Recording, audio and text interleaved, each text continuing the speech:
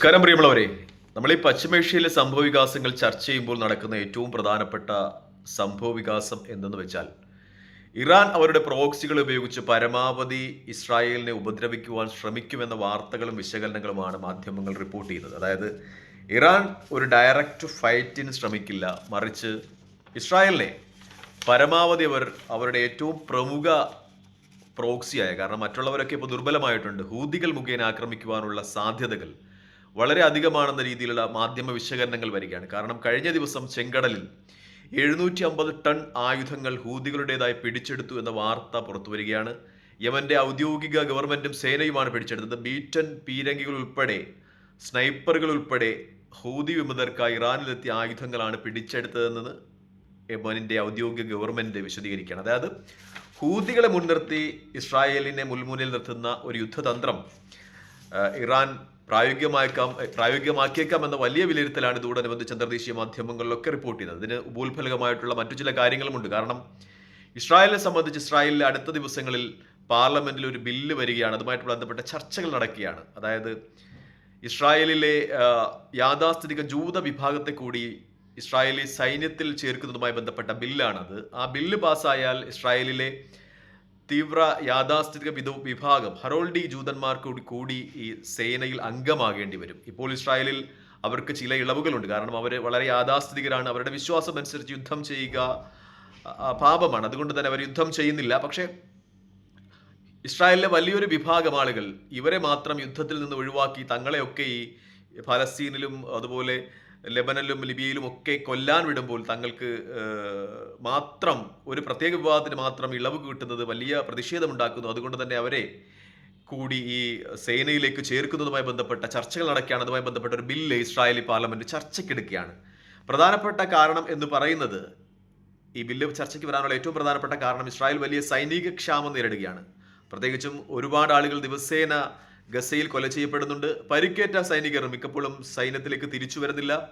അതുപോലെ മാനസിക ആഘാതമേറ്റ സൈനികർ ഒരുപാടാണെന്ന റിപ്പോർട്ടുകൾ വരുന്നു. ഗസയിലൊക്കെ ഇസ്രായേൽ അനുവർത്തിക്കുന്ന ക്രൂരതകൾ കണ്ട് മാനസിക നില തെറ്റിയ ഡിപ്രഷനിലായ ഒരുപാട് സൈനികരുണ്ട്. അവർക്കൊരിക്കലും തിരിച്ച് സേനയിലോട്ട് ചേരാൻ പറ്റില്ല. മറിച്ച് മൂന്നാമതൊരു കാര്യം എന്ന് പറയുന്നത്, ഇസ്രായേലി സൈന്യത്തിൽ മിക്കപ്പോഴുമുള്ള ആളുകൾ അത് രണ്ടു രാജ്യങ്ങൾ പൗരത്വമുള്ള ആളുകളാണ്. നമുക്ക് നേരത്തെ അറിയാവുന്ന പോലെ അമേരിക്കയിലും ഓസ്ട്രേലിയയിലും ഒപ്പം റഷ്യയിലും ഒക്കെ പൗരത്വമുള്ള ഒരുപാട് ആളുകളുണ്ട്. അവർ ഇസ്രായേലിലെ സാഹചര്യങ്ങൾ മോശമായപ്പോൾ, സ്ഥിരം ഇസ്രായേൽ ഇങ്ങനെ യുദ്ധത്തിന്റെ നിലയിലായപ്പോൾ തങ്ങൾ വന്ന സമാധാനമുള്ള രാജ്യങ്ങളിലേക്ക്, യൂറോപ്യൻ യൂണിയൻ രാജ്യങ്ങളിലേക്ക് തിരിച്ചുപോയി അവിടെയൊക്കെ സെറ്റിലായിരിക്കുന്നു. അതുകൊണ്ട് തന്നെ ഇസ്രായേലിന് വലിയ സൈനിക ക്ഷാമമുണ്ട്.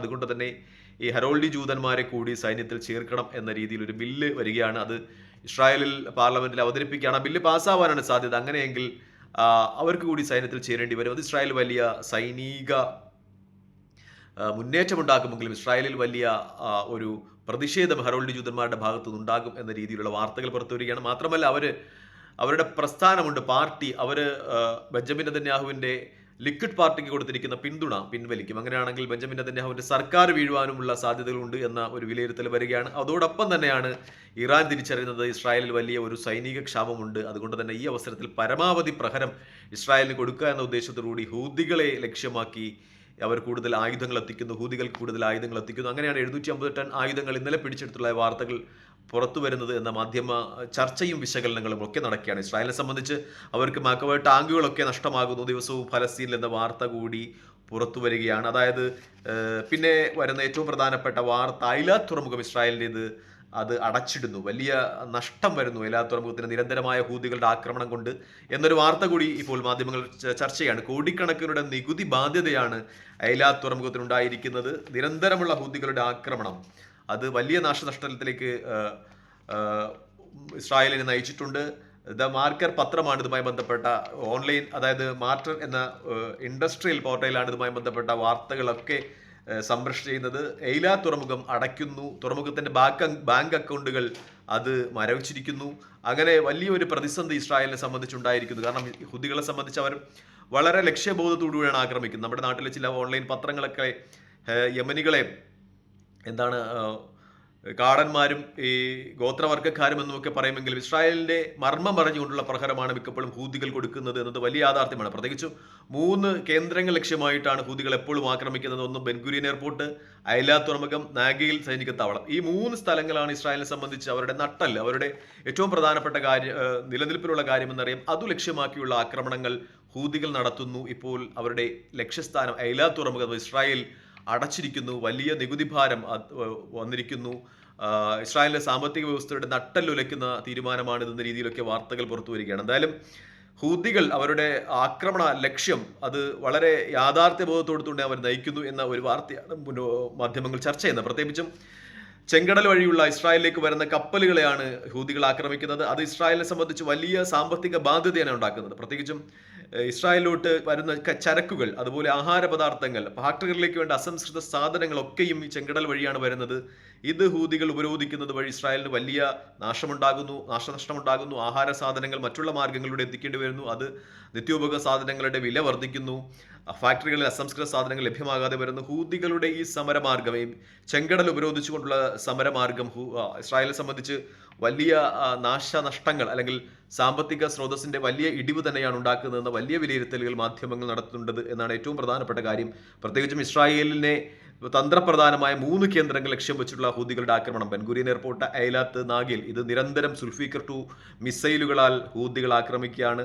ഇസ്രായേൽ ആ ആക്രമണത്തിൽ വലഞ്ഞിട്ടുണ്ട് എന്ന് തന്നെ പറയാം. ചില മാധ്യമങ്ങളുടെയൊക്കെ വിശകലന പ്രകാരം ഒരുപക്ഷെ ഗസയുമായിട്ട് ഒരു വെടിനിർത്തൽ കരാറിലേക്ക് നീങ്ങുന്ന രീതിയിൽ ഇസ്രായേലിന്റെ പ്രതിരോധ നടപടികൾ ഉണ്ടായേക്കാം. കാരണം അത്രത്തോളം ഇസ്രായേൽ പ്രതിസന്ധികളിലേക്ക് നയിക്കുന്നു, പ്രതിസന്ധിയിലേക്ക് വീഴുന്നു എന്ന വാർത്ത തന്നെയാണ് മാധ്യമങ്ങൾ പ്രധാനമായും ചർച്ച ചെയ്യുന്നത്.